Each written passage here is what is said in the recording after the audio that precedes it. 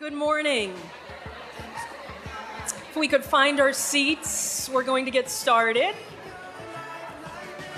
Show of hands, how many are visiting Cari Coats Stadium, this beautiful arena, for the first time? Show of hands. Well, welcome. I love it here, and I would encourage everybody to come back for a match and support your Orlando Pride.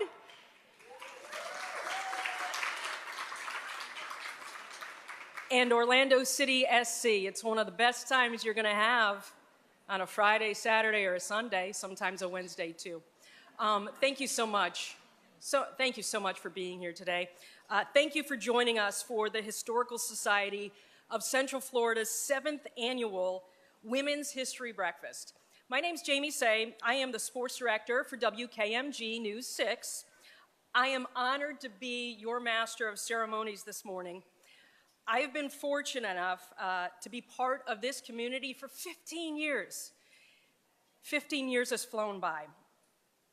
I've been honored to witness so many incredible women making their mark on sports history right here.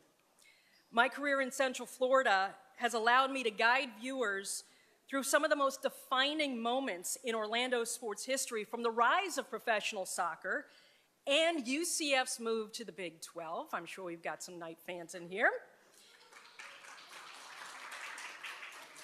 To the Orlando Magic's playoff pushes and the Orlando Pride's first championship. Before we introduce the honorees of this special breakfast, please welcome Azella Santana, Executive Director. Let's give it up for Azella. Executive Director for the Orange County Regional History Center and Historical Society of Central Florida. Thank you, Jamie. And for those who may not know, Jamie was recently named Florida's Sportscaster of the Year by the National Sports Media Association. We're absolutely thrilled that Jamie is here to lend her voice and energy for guiding us through today's program. As we gather during Women's History Month, it's especially meaningful to see so many community leaders, partners, and supporters gathered this morning to celebrate the impact of women in sports across Central Florida, past, present, and future. Before we begin, I'd like to take a moment to recognize and thank the many organizations and individuals whose support makes this event possible. First, our host sponsor, Orlando Pride, for their partnership and for hosting us in this incredible space. We're also grateful for our supporting sponsor, Orlando Health Women's Institute, whose commitment to women's health and wellness strengthens our community every day. And to our table sponsors, your presence makes this celebration even more meaningful. Thank you for investing in the work of the History Center and in preserving the stories of our community. I'd also like to extend a warm welcome to the elected officials and community leaders who are with us today, including Mayor Demings, represented by Carol Burkett,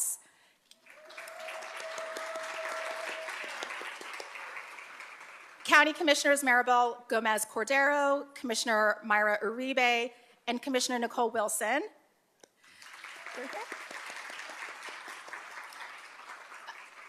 Mayor Buddy Dyer and City Commissioners Roger Chapin, Tony Ortiz, Shan Rose, Bakari Burns, and Tom Keene. And we have Orange County Clerk of Courts Tiffany Moore Russell and the Orange County Tax Collector's Office, represented by Landra Warmack, who is here in the room today. In addition, I would like to welcome Representative Anna Escamani and Vashti Scott, representing Congressman Frost, who is somewhere in this room, I believe. If there are any other elected officials I must, please stand up and stand up for recognition. No? Okay, thank you. Your presence today reflects the importance of honoring the women who have helped shape our region's history. This annual event, led by the Historical Society of Central Florida, is an opportunity for us to honor the women who have helped shape our region's history. As a nonprofit organization that jointly operates in partnership with Orange County government at the Orange County Regional History Center, our shared mission is to preserve and share the stories of the people, places, and moments that define Central Florida. In fact, there are many people behind the scenes that make events like this year today possible. Join me in recognizing the incredible staff of the Orange County Regional History Center and the hard work, creativity, and dedication brought by them to make this event come to life.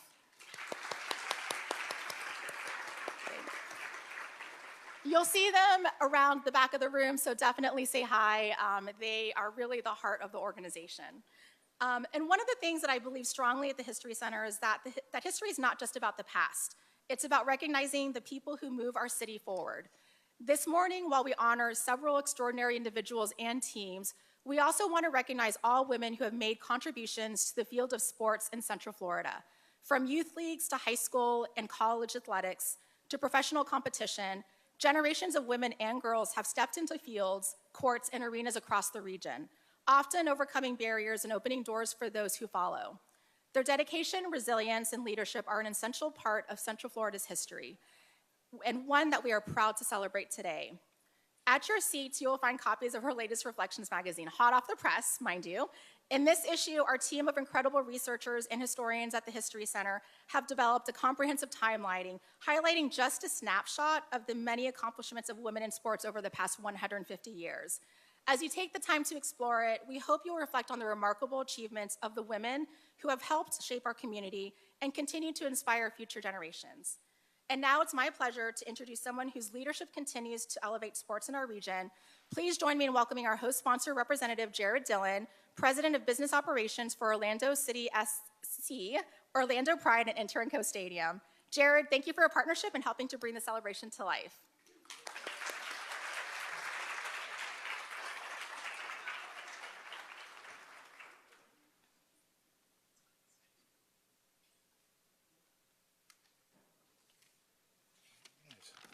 Well, first of all, good morning, everybody.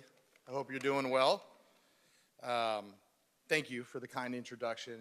It's great to see both of you. Thank you for emceeing today as well, Jamie. And thank you to the History Center for hosting this great event and allowing us to play a small role in hosting it here at Inter & Co Stadium.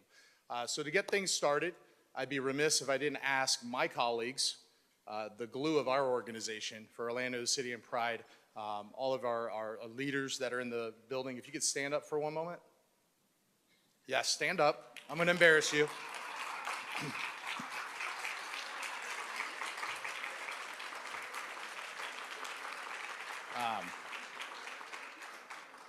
I don't always have the forum like this with such a distinguished room of elected officials and partners and leaders in our community to recognize the women in our organization at our club for Orlando City and Orlando Pride that are making everything work. I appreciate you all so much.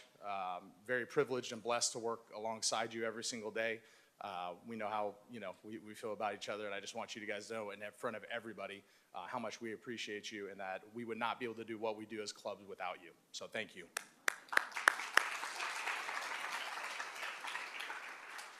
If I haven't had a chance to meet you, I look forward to it. Jared Dillon entering my 5th season here, working with the Wilf family. And again, on behalf of the Wilf, spoke to Mark Wilf on the way in this morning and our 200 plus employees for Orlando City and Pride. We'd just like to welcome everybody to Inter & Co Stadium. I saw a handful of hands go up when Jamie asked if anybody had not been here before. So open invitation if you haven't, to make sure one of my staff members or I know so we can get you out to an Orlando Pride game. I know a lot of you have been here. And today is a really special opportunity for us to host such a great event like this. It is truly an honor. As a husband and father of 3 daughters, it was a personal calling for me to come join the Wilf family here 4 years ago. Been fortunate and blessed to work 26 years in professional sports across the country, and I can honestly say that this was the first time it really felt more than a career opportunity, that it felt like a calling because I wanted to play a small role or whatever role the Lord will let me play in helping the Orlando Pride. And certainly there's a lot of people, starts at the top with our owners, but a lot of people behind the scenes that have made that journey over the last 4 years become what it is today. And a great fun fact, celebrating Women's History Month, our Pride were the first professional sports team to deliver a major league championship to the city of Orlando in 2024.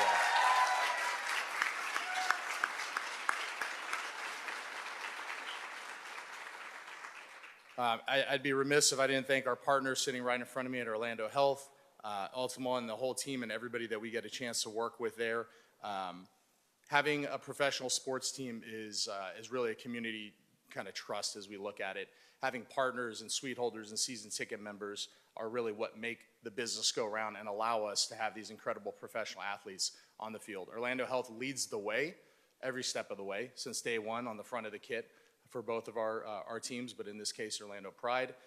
And they've invested a significant amount of their marketing resources over time to do that.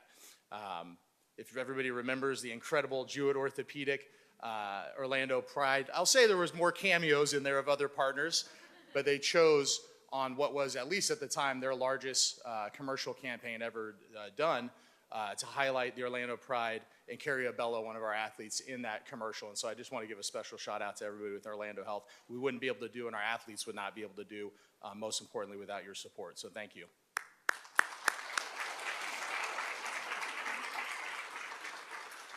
And if that wasn't enough of the plug for the Pride, again, I invite you to come back and come out and see a match in person. Whether you're a soccer fan or not, it's okay. Whether you know the global game of women's soccer or not, whether you realize that we have the greatest female athlete, in my opinion, probably the best athlete ever, period. We won't mention another guy down south that maybe has some of the same trophies she has, but Marta, 6-time World Player of the Year, still playing for the Pride.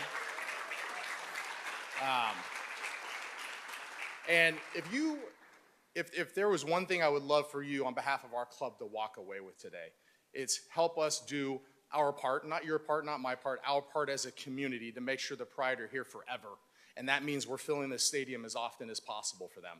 We've more than tripled attendance for the Pride since I arrived here, but we're still middle of the pack in the league. There's no reason that this club should not be one of the top attendance teams in the league. So I call on all of us to help do our little part. It may not feel like grabbing 2 friends and coming out 4 or 6 people to a match maybe matters, but it does in the grand scheme of things. And most importantly, having you evangelize and talk about the Pride when you have that opportunity in the rooms that you sit in the people that you can affect change with. Please, I implore you to help us continue that message so that we have these incredible athletes here forever. Sound good? Is that fair? All right. And if we have a lot of elected officials in the room, and I won't go through the entire list to call everybody out because one, they've already been introduced. 2, they all support City and Pride. But in particular, Mayor Dyer and Susie Dyer, they're here at every single match, hosting people, making sure that the vision of the Pride is seen because it is such an important part for the city of Orlando and Orange County. And I want to thank you both personally, as well as all of our elected officials over my short tenure here have been nothing but supportive of the growth of the Orlando Pride. So thank you very much. All right. And I didn't even start shining a light on my quote-unquote former colleague, Kay Rollins. I don't know if everybody knows Kay, and you know she's going to be honored today, but Kay actually just retired, 2 weeks ago? 2 weeks ago. We would not be here in this stadium. I can say that for a fact, if not for Kay Rollins and her vision of coming here, in 2009, technically, I guess, first season in 2010 with Orlando City, and then starting the Pride a few years later.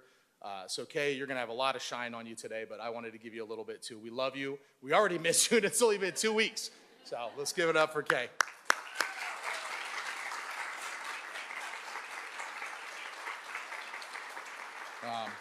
And to all of our amazing honorees, thank you.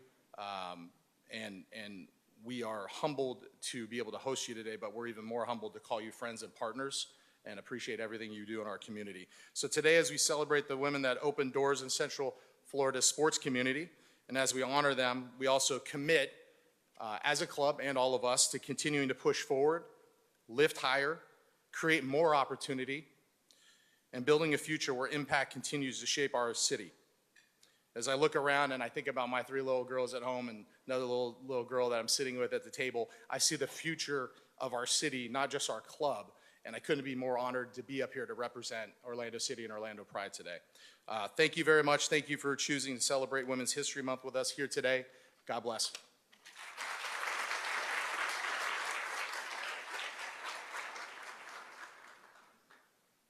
Hello. I'm Orange County Mayor Jerry Demings. It is my pleasure to welcome you to the 2026 Historical Society of Central Florida Annual Women's History Month Breakfast. This breakfast is a celebration of women in sports, and we appreciate the Orlando Pride for hosting today's event. As we celebrate Women's History Month, we honor the resilience, leadership, and excellence of women who have helped shape our community, and in Central Florida, that's sports. Women athletes have shown the world that sports are not just games, but powerful platforms for leadership and change. Let me take a moment to recognize the 2026 honorees, which include Mimi Chan, Cari Coats, the Orlando Pride, and the Orlando Rebels. Today's recognition is an opportunity to highlight your exceptional talent in sports, as well as the impact you are making on the next generation of athletes to dream boldly. It reminds us that representation matters, because when young girls see women competing, coaching, and leading, they begin to see new possibilities for themselves. It was Wilma Rudolph, an Olympic champion in track and field, who once said, "Never underestimate the power of dreams and the influence of the human spirit. The potential for greatness lives within each of us." Thank you to community leaders for your support and investment in women's sports. Have a wonderful breakfast.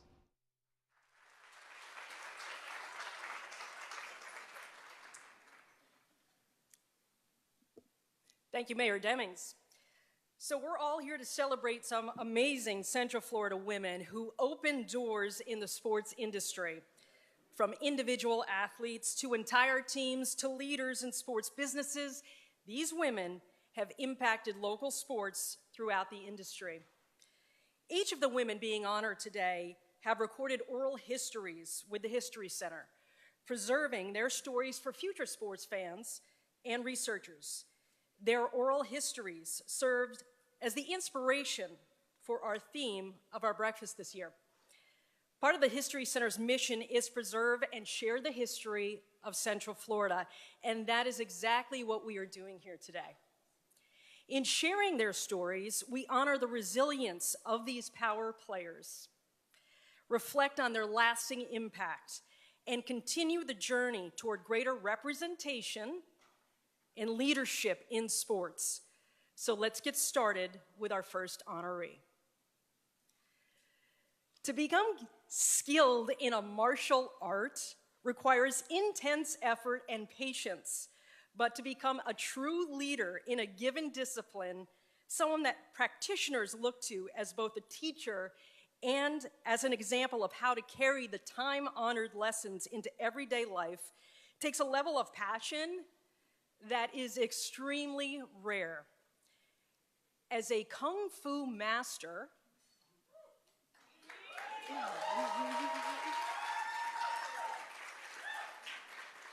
Mimi Chan has not only amassed an impressive list of her own achievements, but has also worked to share her gift with others in some truly unique ways. Mimi was born in Boston, and from the very beginning, Kung Fu was a significant part of her life. Her father, Great Grandmaster Pui Chan, relocated his family to Central Florida in 1980 and established the first Kung Fu temple of its kind in the United States right here in Orlando, the Wa Lam Temple. It was there that Mimi began participating in classes at just 3 years old. And by 12, she was teaching those classes. Though she already knew Kung Fu was something she possessed exceptional talent for, it was at age 16 that she decided that it was the path she would follow into adulthood. Mimi went on to win her first grand championship title at the age of 17 and has been undefeated in her competitive career.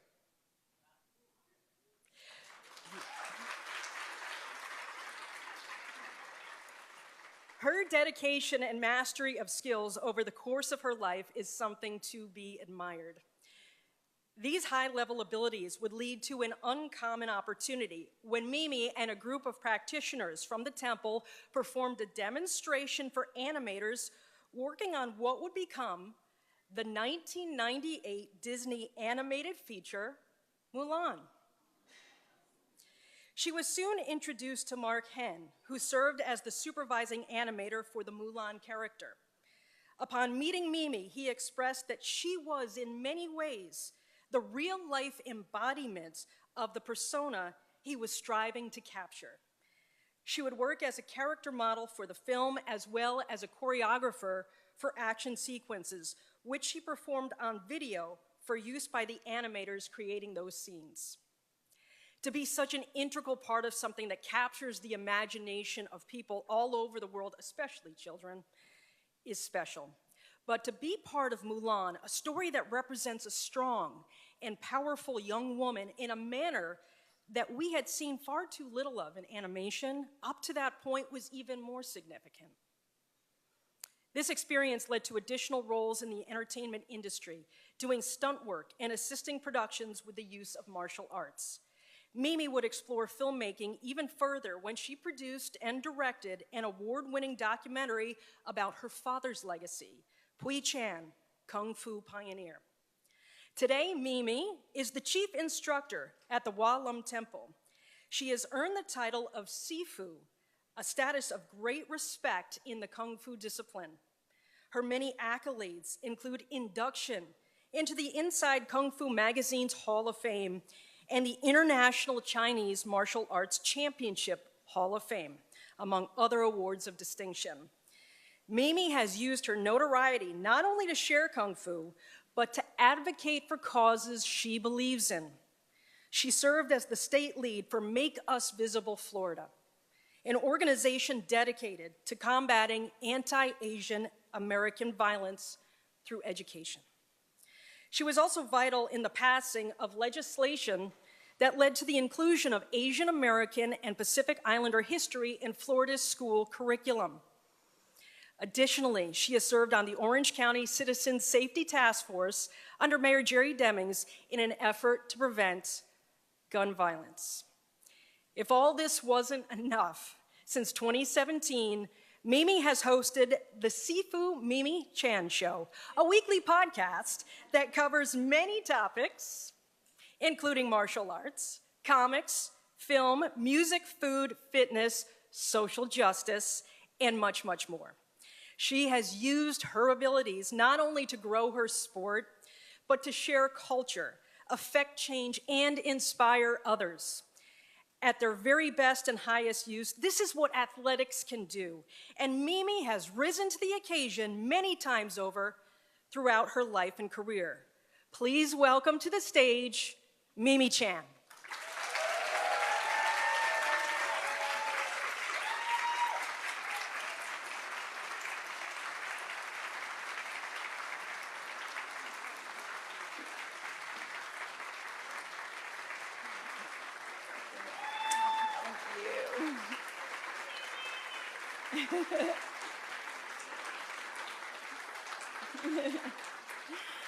Thank you so much. Wow. Good morning. There is no better way to start the day than a room full of people who love Central Florida and believe in the power of stories. I grew up in Orlando. This is home. So when your own community honors you with this incredible recognition and says you belong in this story, it's both meaningful and overwhelming. So thank you so, so much. A special thank you, of course, to the Historical Society of Central Florida and Orange County Regional History Center for this incredible honor. But more importantly, thank you for the work you do every single day. You preserve the stories that need to be remembered. That is a gift to all of us, and it is a gift to every person who comes after us. I love the title, Power Players, Women in Central Florida Sports. It paints such a vivid image of the women that I have the privilege and honor of sitting with today and meeting, who have competed, coached, led, and fought for space in arenas that weren't always built with them in mind. I am humbled to be part of the women being recognized today. The translation of the word kung fu literally means hard work. You women work hard. All women work hard. So as far as I'm concerned, you are all kung fu masters in your own right.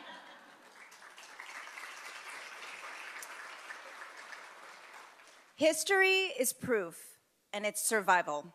It's the answer to every person who ever said, it can't be done, it hasn't been done, women don't or can't do that here. Women's History Month exists because that proof had to be demanded. It didn't just appear. So when a young girl walks into a museum or room and sees a woman from right here in Central Florida, not only will she feel inspired to dream bigger, but she will feel certain that she belongs, certain that she can, because now she has evidence. That is what history does when it's done right. It reaches forward. It tells you the door is already open. Thank you to this historical society for keeping it open. And thank you for letting me be a small part of that story.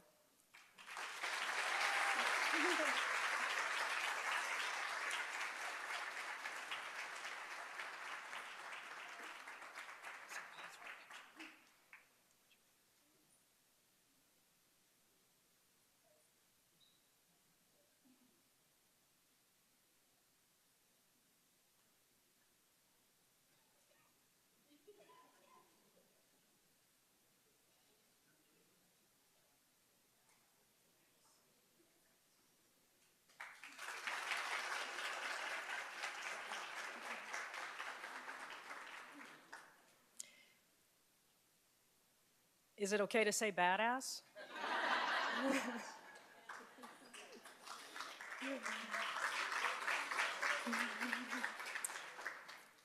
So the saying, diamonds are a girl's best friend, takes on a different meaning when talking to a softball player or a softball fan. To these individuals, softball is played with dedication and passion and followed with fervor and enthusiasm. Collegiate softball stadiums are packed with cheering fans clad in their favorite team's colors. Professional leagues, like the Athletes Unlimited Softball League, are taking the sport to a whole new level as women from around the country compete toward a championship title. Year-round, young girls play rec and travel ball as they compete in tournaments, learning the ins and outs of their sport, how to throw the perfect rise ball, knowing when to push off first base to beat the tag at second, and remembering to run to first base on a drop third strike. All these present-day scenarios would not be possible without the tenacity, grit, commitment, and pure love of the sport that Marge Ricker and members of the Orlando Rebels displayed during softball's early years as a women's competitive amateur sport. For more than 30 years, the Rebels would go on to break numerous records, produce many All-American athletes, and become an integral step toward one girl's dreams of Olympic gold. With Ricker's perseverance on and off the field to promote softball as a women's sport and the talent displayed by the players on the Orlando Rebels, Central Florida became a softball force to be reckoned with on a worldwide stage. Since the 1940s, Ricker was a mover and a shaker for women's softball. An athlete herself, Ricker played softball competitively for Orlando teams such as the Transits, Pat's Plasterers, and the White Turkey Girls. During her time as a player and team manager for the White Turkey Girls, Ricker became more aware of the legwork needed to keep the team and sport afloat. Her persistence and love for the game sent her to radio stations to ask for donations so the team could travel cross-country for a national tournament. Local businesses and businessmen were cornered by Ricker to help sponsor individual players on her teams so her teams could recruit the promising talent. In 1954, Marge Ricker organized the Orlando Rebels, and became the team's manager. The team played its first game on May 15th of that year at Exposition Park. Ricker and others helped form the Florida Women's Softball League, and the Orlando Rebels joined the fray against teams in Jacksonville, Gainesville, Tampa, and St. Petersburg, and rivalries were born. Ricker continued advocating for her players throughout her time as manager of the Orlando Rebels. On the screen, you can see just some of the stats that the Rebels accomplished over the years with Ricker as the head coach. While she made a name for herself on the amateur softball diamond, Ricker also made another important local impact in Central Florida. Ricker taught math at Cherokee Junior High School for over 30 years. After she retired from teaching and from the Orlando Rebels, Ricker coached the West Orange High School girls softball team, leading them to a state championship win in 1994.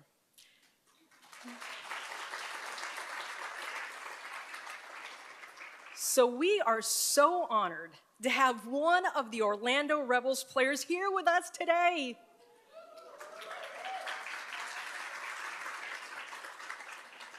Sissy Zollinger was placed on the team roster in 1968. Sissy played first base and was known as the lanky left-hander who showcased slick fielding and superior glove work. On behalf of all female athletes and fans alike, thank you, Marge, thank you, Sissy, and all the women who played for the Orlando Rebels. Your impact on the sport and its athletes extends to the Central Florida area and beyond. Thank you for swinging for the fences and showing everyone they wish they could throw like a girl. Sissy, please join me on stage to accept this honor.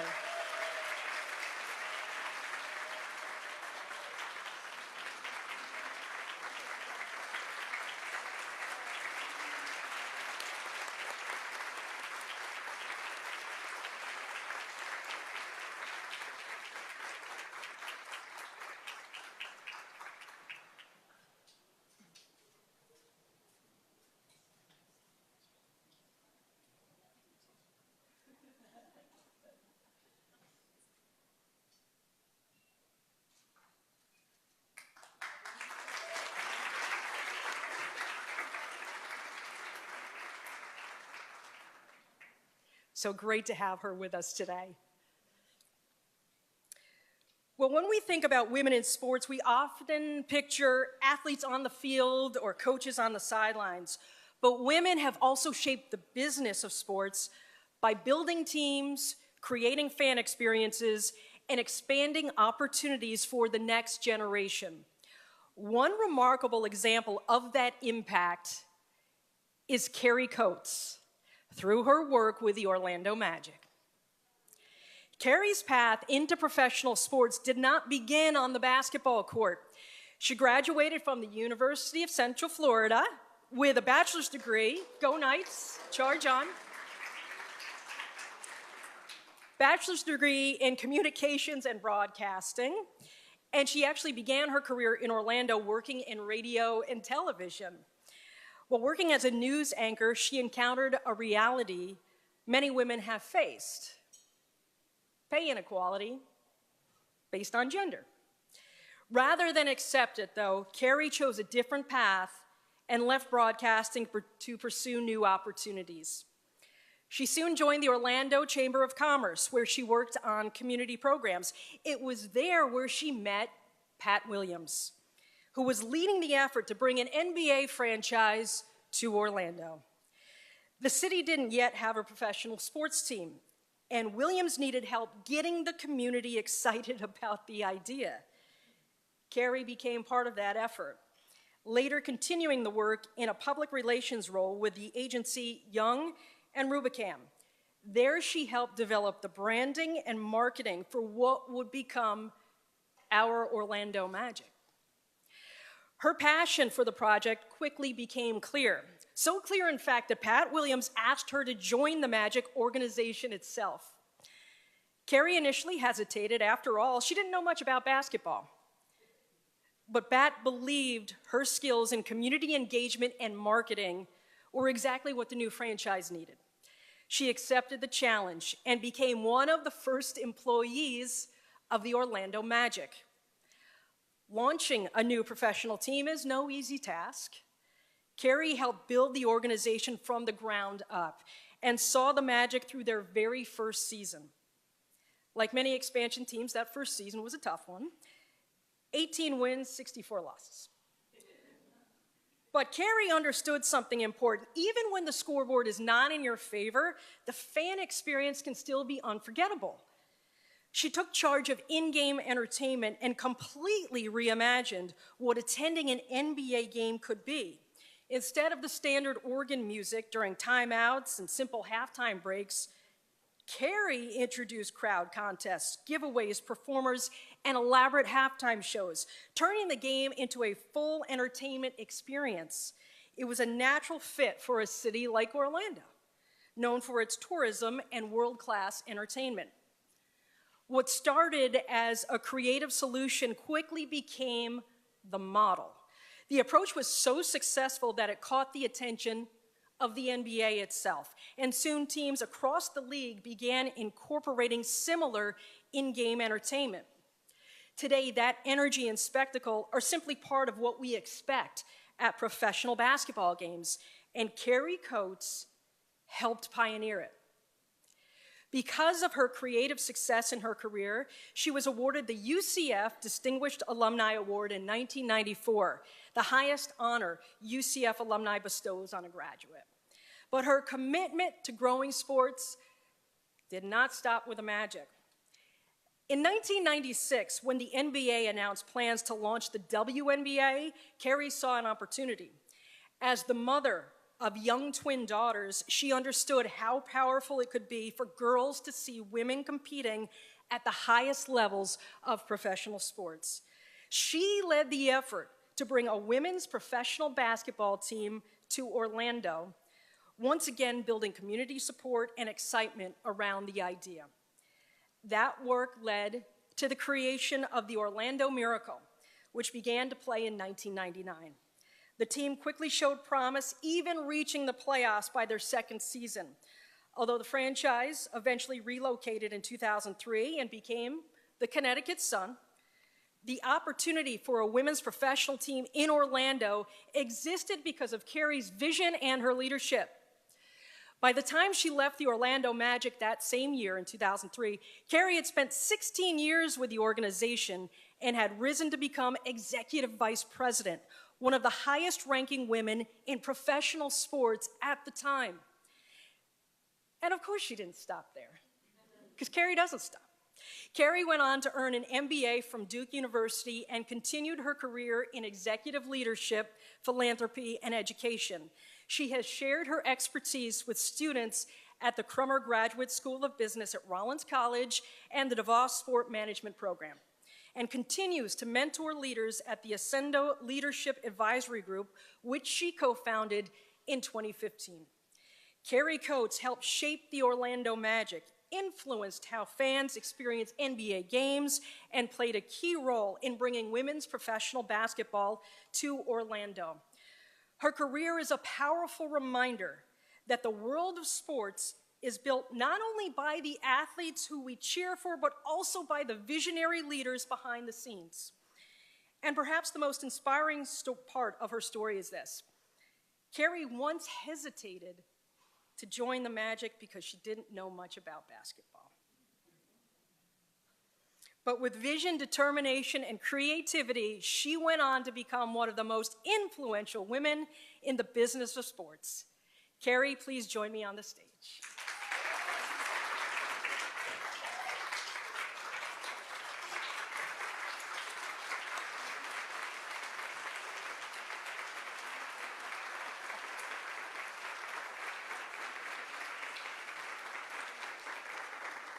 Well, thank you. Boy, that's a walk down memory lane. And it feels like it was like 2 years ago, you know. But thank you so much for the recognition. What a wonderful ride it was, and I do have incredible memories. And the facts are, when Pat Williams, God rest his soul, who passed away a couple of years ago, Pat and I still had lunch every month. He was a mentor of mine forever.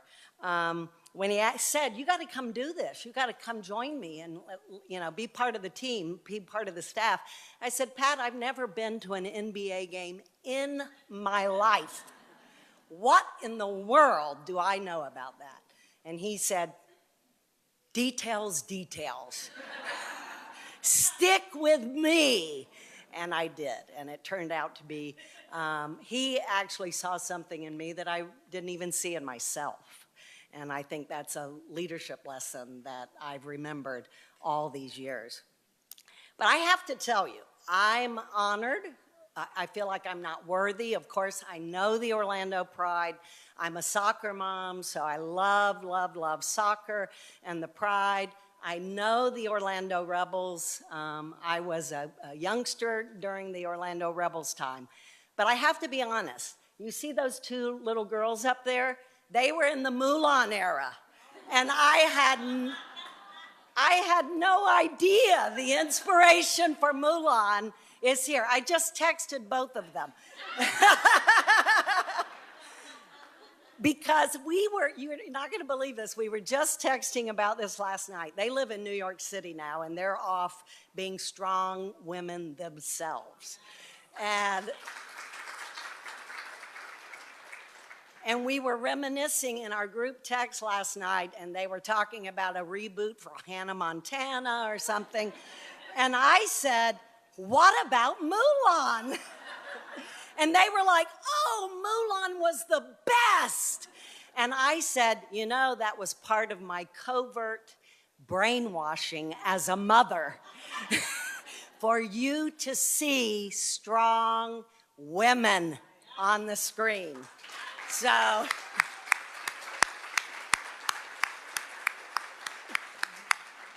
and they responded, there was nothing covert about it, Mom.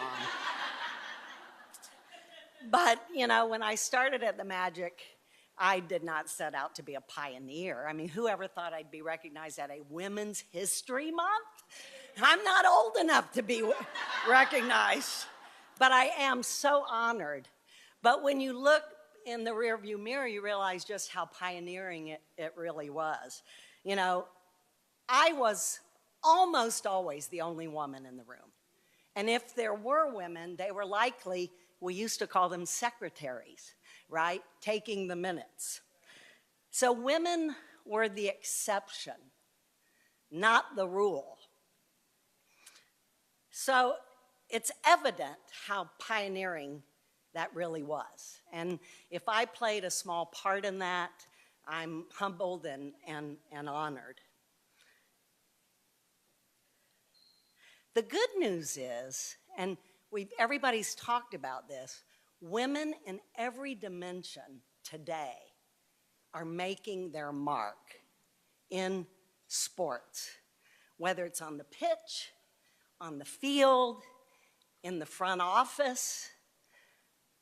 I was the only woman at the table, but today there are lots of women in the room, lots of women at the table. And in fact, I'd like the women in this room who are currently working in sports in any dimension to please stand.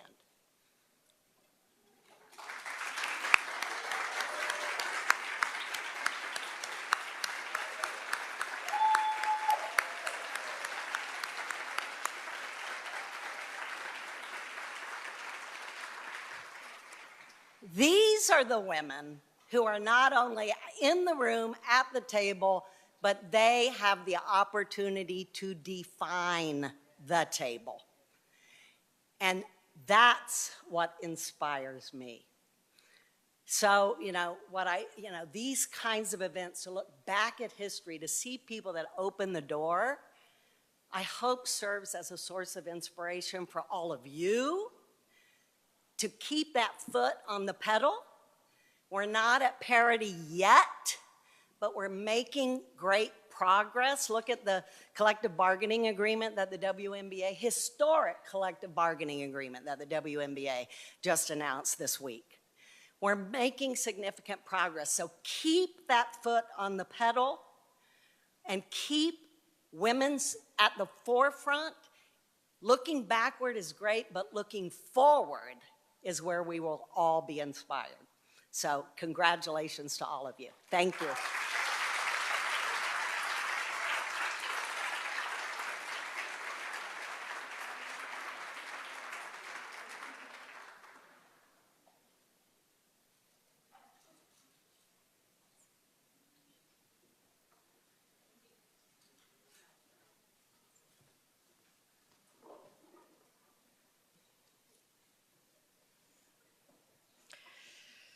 So that's 1, 2, 3, badass times 3. Got one more. The roots of women's soccer run deep here in Central Florida. In 1981, the UCF women's soccer team was first established and quickly rose to prominence as formidable competition to the elite soccer schools in the country. In just their second season, the Knights would reach the championship match of the first ever NCAA women's soccer tournament, which was hosted right here in Orlando. In 1985, the inaugural U.S. women's national team would have 3 players on its roster representing UCF. The storied club would later go on to win the first FIFA Women's World Cup in 1991 and the first Olympic gold medal for women's soccer in 1996. In fact, the national team trained for those Olympic Games here locally and played their historic first match in the tournament at the Citrus Bowl, now Camping World Stadium. So let's claim them as ours. These highlights would have no doubt inspired many budding soccer players during the 80s and 90s. But for all the young ladies who loved the sport of soccer, there was no real path to playing on a professional level in the United States. Even for the most talented players, the dream of making a career out of soccer seemed out of reach. There were multiple attempts at pro women's leagues in America, but unfortunately none of those stuck. This would finally change with the establishment of the National Women's Soccer League. However, when the NWSL's first season began in 2013, there was no team representing the state of Florida. Meanwhile, on the men's side of things, Orlando City SC entered Major League Soccer in 2015 with significant fanfare. Despite the excitement with so much women's soccer history in the region, it felt like there was still a piece missing. The owners of Orlando City had always intended to establish a women's team and finally made that dream a reality when NWSL officials approached Orlando about a new franchise that would begin play in 2016. The addition of the Pride to the NWSL was officially announced on October 20th, 2015. And just 6 months later, they would make their debut on April 17th, 2016 in a match in Portland, Oregon. Their first match at home took place just a few days later, on April 23rd, with over 23,000 fans in attendance. It was certainly a significant moment in local soccer history and something truly special for those who had supported the women's game here for all of those years. Now, 10 years later, the team is not only still going strong, but it's become a part of our city's identity. The hard work of everyone involved in the club paid off in full when the Pride won the NWSL Championship in 2024, bringing the prestigious league trophy home to the City Beautiful. The organization, both on and off the pitch, has grown thanks to the talents of many dedicated people. And among them is the one and only Kay Rollins.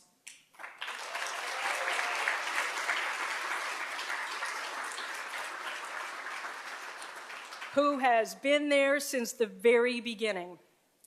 During her childhood in Stoke-on-Trent in the United Kingdom, Kay was enamored with sports. She grew up supporting her hometown team, Stoke City Football Club, was an athlete herself, participating in field hockey, netball, track, and swimming. But she did not play soccer. Why did she not play soccer, even though she loved the game? The reason why is because, in her own words, when she was growing up, it was considered a boys' sport. As a founder of both the Pride and Orlando City, Kay has worn many hats for the two clubs, most recently serving as senior vice president and club ambassador. She has always championed a community-minded approach that has helped build the team's loyal fan base throughout Central Florida. Kay's enthusiasm for the teams and for this city is just infectious, and her involvement since the inception of the Pride has given the club a sense of continuity during a history that now spans a full decade.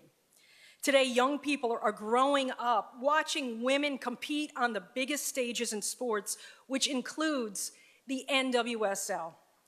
Now, because of executives like Kay, because of teams like the Pride, and because of all the trailblazing women who were fueled by their passion for the game over the years, soccer is certainly not considered just a boys' sport anymore.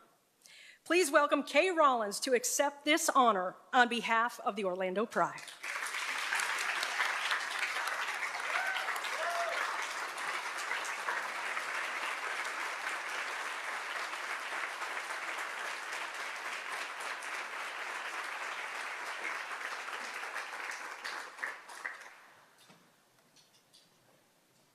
Okay, seems a little bit surreal being here as I'm retired now. As my dear friend Maritza from The Magic, she met me this morning, she said, you're already failing at being retired. But obviously it's wonderful to be here and see so many friendly faces, partners, colleagues. And I think, I stand here as someone as a testament to dreams do come true. We had this, started as a small dream and just kept growing. I don't know, most of you probably know we started in Austin and they didn't love us. We came to Orlando and you just threw your arms around us in the most welcoming and wonderful way. Thank you especially to some of our city officials here. Mayor Dyer, you were just an absolute champion in that era, helping us get the word out, open doors. And obviously 2024 Orlando Pride season, wow, it still gives me goosebumps. It was the most incredible journey. We broke so many records that year, we're even losing track of them. So what I would say to all of you is come to games, bring your friends to games. We have the GOAT. If you haven't seen Marta play, you are missing out. She is the most incredible player. She's 40, not retired. And so please come and see her, support these women who fight it day in and day out. It's better now than it was when we first started the team, but there's still a long way to go. But all of these women in this room, keep going, keep doing what you're doing, keep showing up, and make a space at the table for someone else. Bring someone else along with you. And see you at the Pride Games.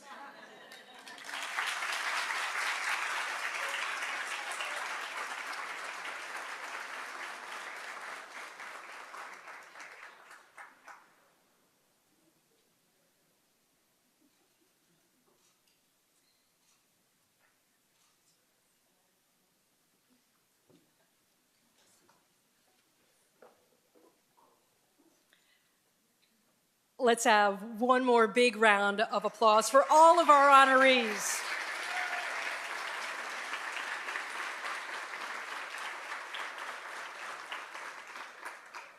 So inspiring, so inspiring. Well, since serving as mayor since 2003, Buddy Dyer has been focused on making the promise of Orlando, ensuring a great quality of life for residents and expanding opportunity for all, a reality.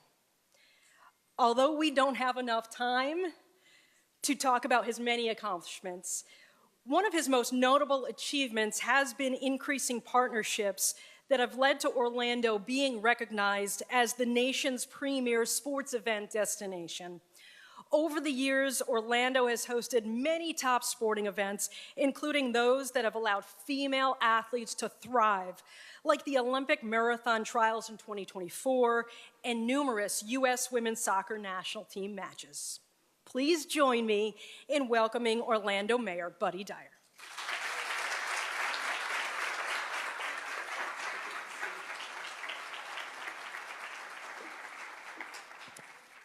Thank you, Jamie. It is awesome to see everybody here this morning. So many great community leaders and partners to celebrate Women's History Month. I am happy to be joined by my wife, Susie, and the city commissioners that have already been introduced, and then more members of our city family team. And I can honestly tell you, Heather, nod if you agree with this, that I don't think there has been a year since I've been mayor that there not have been more women on my staff than men. Okay, they are all nodding in agreement. And what a great opportunity to honor some of our community's trailblazers, as we're reminded that we need to celebrate and uplift women in sports every single day, and especially in critical moments when recognition falls short, like the conversation surrounding the U.S. women's hockey team and their Olympic gold medal. So let's celebrate them for a second.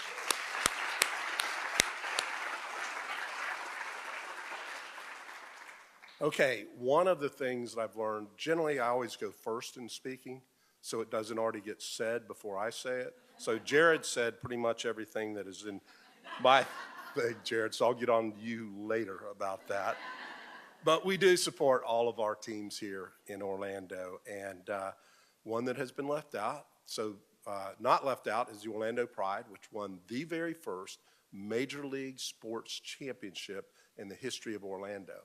Who won the second?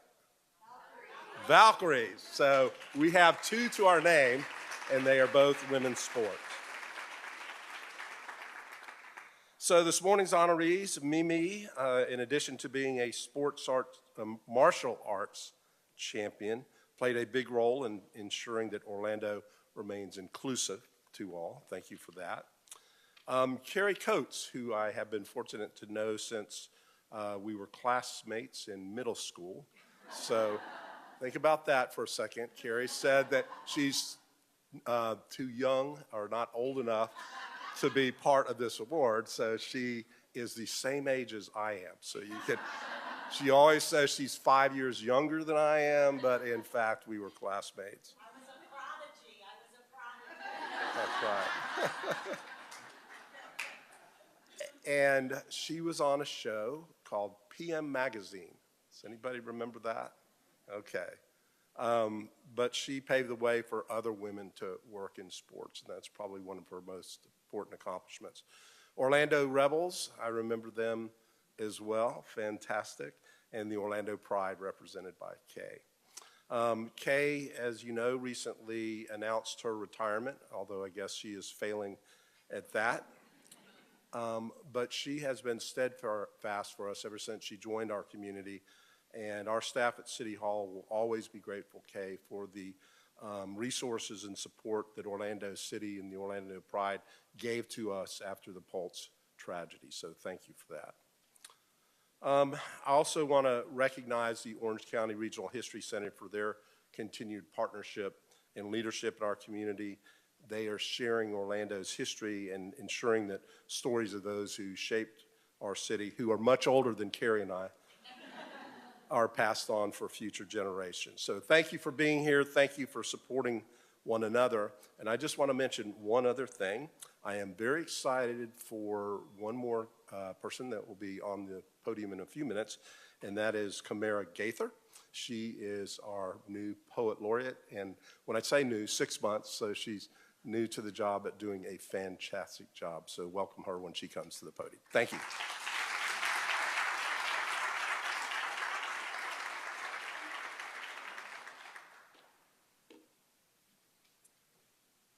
One more time for Mayor Dyer, who has served this community for over 20 years.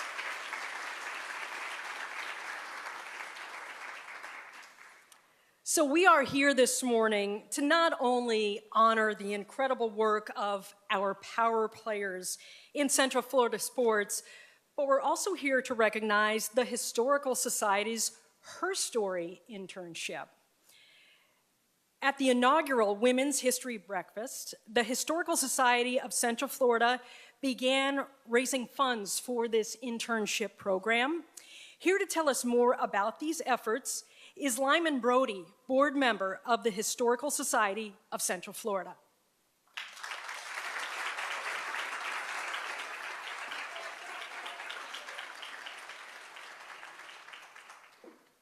Good morning, everyone.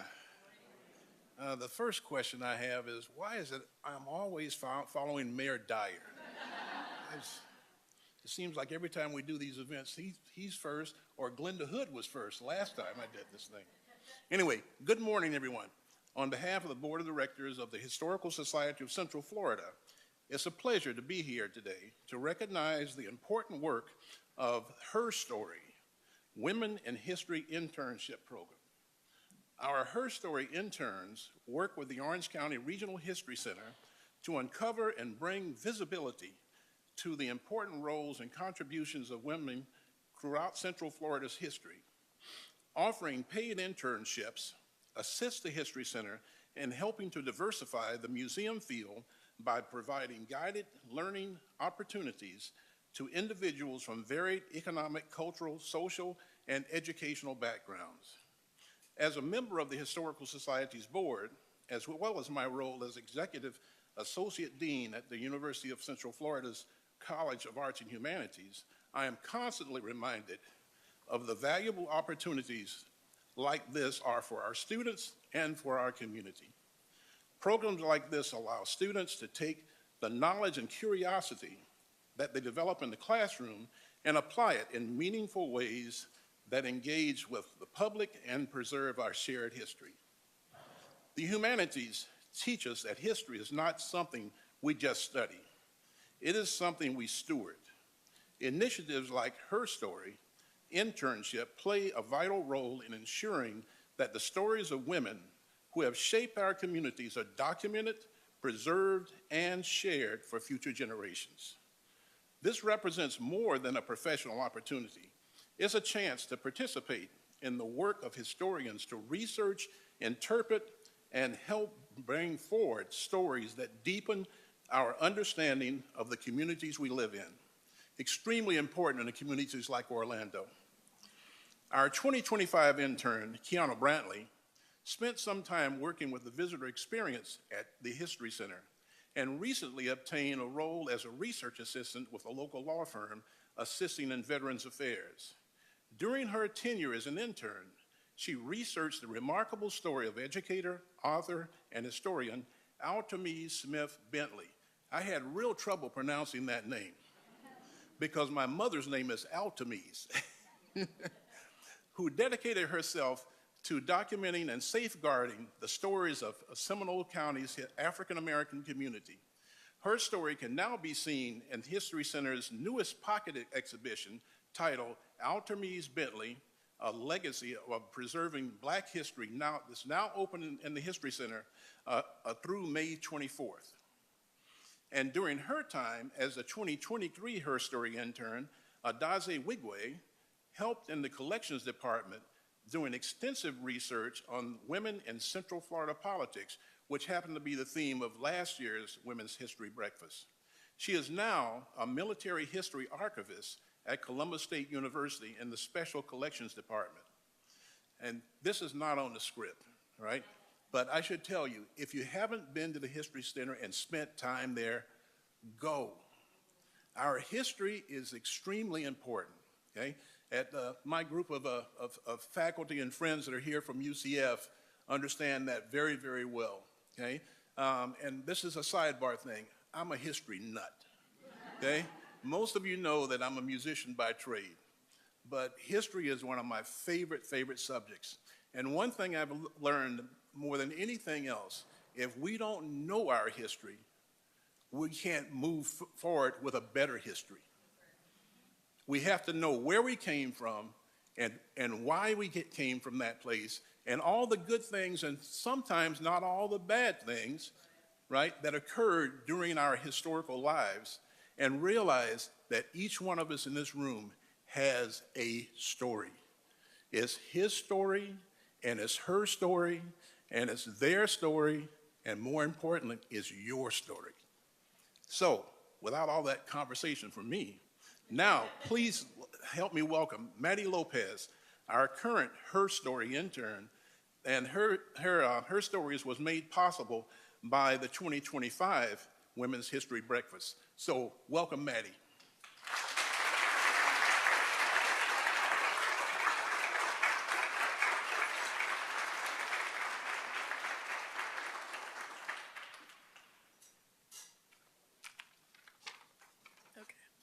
Let me do this first so I have my notes.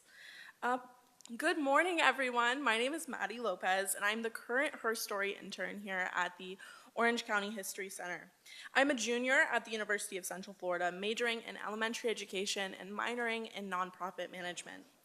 I would like to begin by thanking everyone in this room because I wouldn't be here without all of your support. It has truly been the most amazing experience working with the volunteers and staff at the museum, so I want to thank you all. One of the most impactful aspects of this internship has been the opportunity to research diverse women to share their stories. Learning about these remarkable women has been both inspiring and fascinating, and it has been especially meaningful to develop educational programming that brings visibility to these community members. Currently, I am working on creating an activity guide that will allow guests to learn about influential women in Central Florida while exploring the museum's exhibits.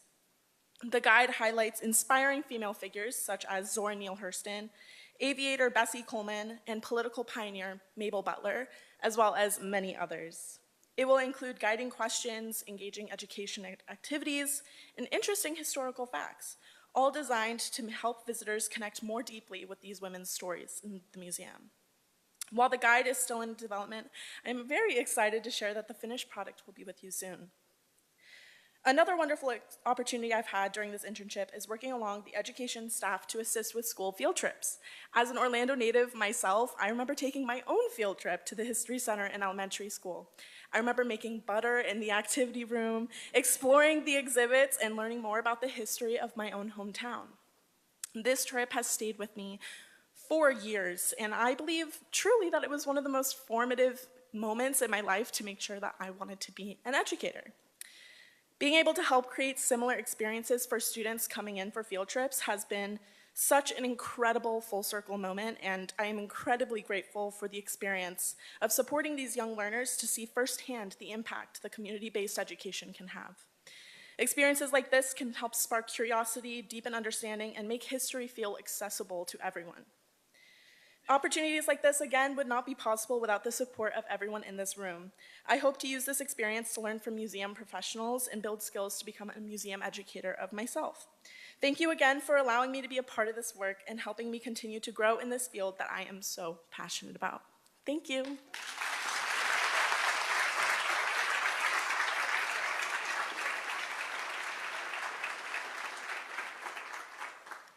Isn't Maddie wonderful? Nice job. Thank you, Maddie, for the incredible work that you are doing. We are fortunate enough to live in a community that not only values history and sports, but also the arts. Please welcome Camara Gaither, Orlando Poet Laureate.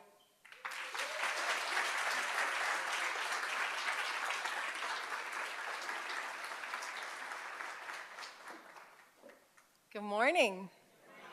Are we feeling inspired? Yes. Just a little bit? Hard not to be inspired. I have to be honest, I have been trying to keep it together this morning. I got to sit next to Sissy, and I was acting real calm and cool, even though I was freaking out a little bit inside. And my daughter got to take a picture with Mimi, which meant so much. Mimi could lift this entire room up with her pinky and smile because she's just as fierce as she is kind. And wow, Carrie and Kay are looking in my general direction. So this is an exciting morning. I'm going to read a poem because that's what I'm here to do instead of fangirl. So this poem is dedicated to our distinguished honorees and also women and their contributions in general. And this is called The Stream She Is. Sometimes I wonder about the story of every stream, how streams flow without flinching, sifting through edge and crevice, reshaping the rigidity of rock. Each century, the land holds memory of a stream's steadfast rhythm and agile motion, leaving soil richer as it passes. A stream should be witnessed and honored for its task. And I ask, isn't she the stream? Spilling life into every living thing, isn't she woven with tenacity and dreams, with all the miracles her hands can make and all the challenges her mind can take? She shifts in shape between silk and steel, calling a world to think and feel, teaching us to comprehend the nuances of strength. Her limbs are a language of their own. All she can do with joint, tendon, and bone, she can muscle a microphone. Every sport becomes her masterclass, and in the aftermath, ceilings and scoreboards shatter. Between her labor that is loud among a crowd and her unwavering work when no one's watching, she knows she's made for movement. From women's suffrage to game day battle lines, she does not shrink to survive. She expands and ascends each day. She's known lows and she's known heights. She knows unflinching flight. Even in settings never designed with her in mind, she becomes fluent in every space with pioneering feet for every place. She carves horizons in courtrooms and classrooms and clinics and C-suite roles. She scaffolds ideas into strategy, keeps the workforce in orbit, birthing businesses into existence. And she is the home that we return to when the day withdraws. She shapes her children in quiet and chaos. Yet she does not see herself as singular. She does not move for her own glory. She lends herself and her story to you as a road and a route for what's possible. She wants us to stretch skyward from her shoulders. What if the world would frequent her unfolding? What if we captured her every chapter? What if we inscribed her oral archives on the page and spoke her truth from every stage? Help museums guard her memory. Fight for medical research that saves her. Protest her erasure. And when she speaks of her scars, believe her. And on the ballot, choose her as your leader. Revere her in every sports arena. See her in theology, and write her wisdom into policy. Show each generation how to hold her name. Let her story wander like water through all terrain, in joy and pain, because survival and stride has made a stream of her. Steady in flow and force is she, and all the women who have mothered us and marched us further, passing down courageous narratives as our inheritance, so we will carry her course forward.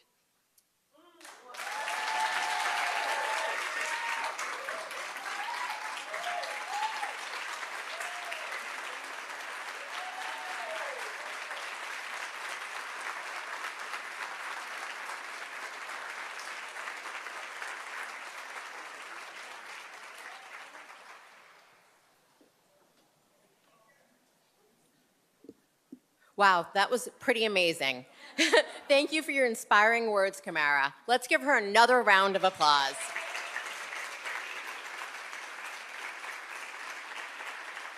Good morning, everybody. I am Lauren Bloom, and I am the president of the board of directors for the Historical Society of Central Florida. I really want to thank Azella and her team. I cannot believe the incredible women and people they've put together in the room this morning. So let's give a round of applause to Azella.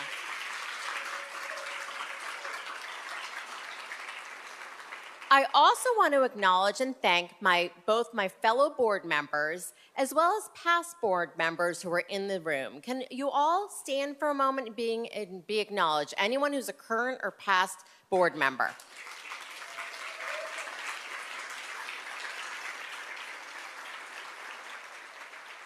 Thank you.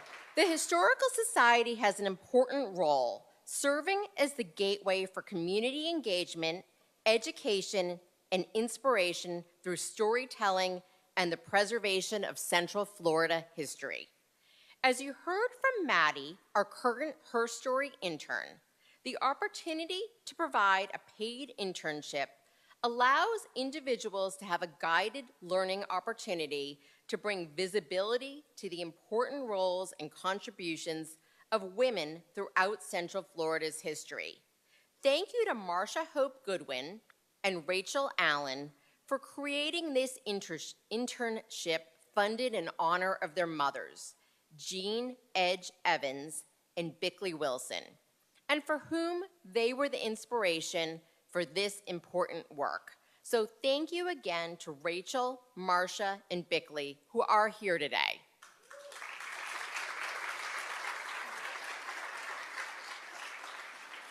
To continue this legacy and ensure this powerful internship can live on, we ask for your generosity today.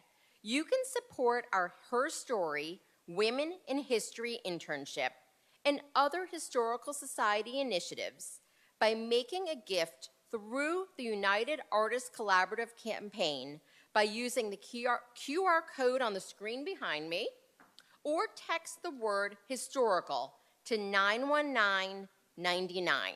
Again, that's the word historical to the number 91999. That's on the screen behind me as well.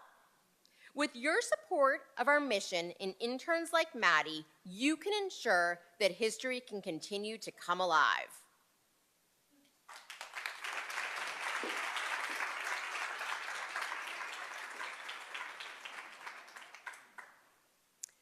Thank you, Lauren, and thank you all again for spending your morning with us and helping us honor such incredible women in Central Florida sports history. Thank you to our honorees for opening doors in the sports industry.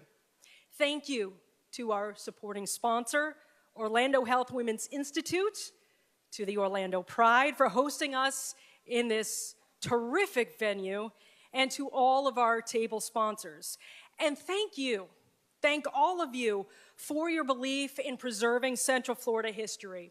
Again, we encourage you to scan the QR code to show your support of this mission and the Her Story internship. We so appreciate your generosity and look forward to seeing you soon at the History Center. Before I let you go, we've got to do some pictures, so we're going to bring the honorees back up. But we need you all to stay in your seats because we're going to do a little bit of a selfie thing. Because this is kind of setting a record for the most badasses in the room in one time in Central Florida, because that's what you all are. So please stay in your seats. Thank you so much for joining us, and have a great day. If the honorees could come back up.